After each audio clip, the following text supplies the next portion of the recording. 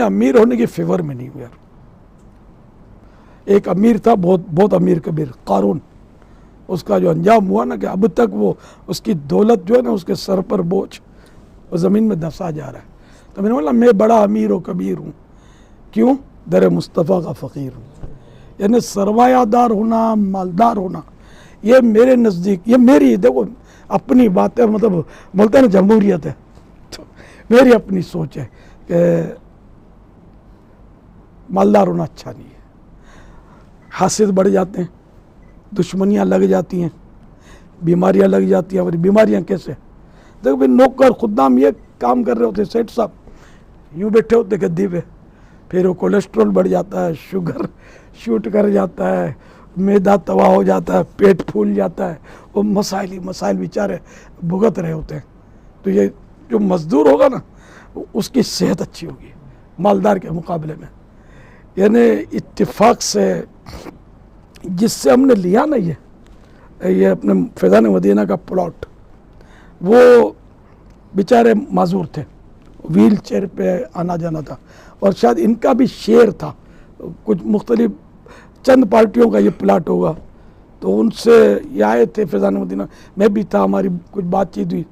तो मैंने इनको देखा, मैंने कहा, और उस वक्त के 2.25 करोड़ तो अब के 2.25 अरब, ये इनमें से तो कोई भी पैदा नहीं हुआ था, इल्ला माशाअल्लाह ये पैदा हो गए होंगे तो चड्डियाँ पहनकर गली में फुदकते होंगे। सर आप तो नहीं पैदा हुए होंगे, इतनी पुरानी बात कर रहा हूँ।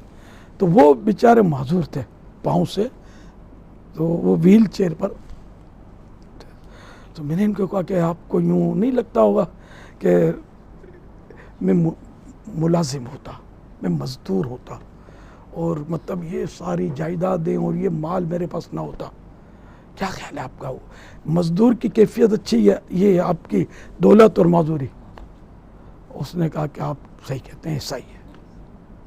मैंने कहा वो है ना कि वो तंदुरुस्ती हज़ार नेमत है। तो ये एक मैंने एक नक्शा खींचा है कि मतलब, तो यूँ मतलब लोग दौलत के पीछे खामखा भागते हैं। ईमान की दौलत की मजबूती के लिए कितनी कोशिश की।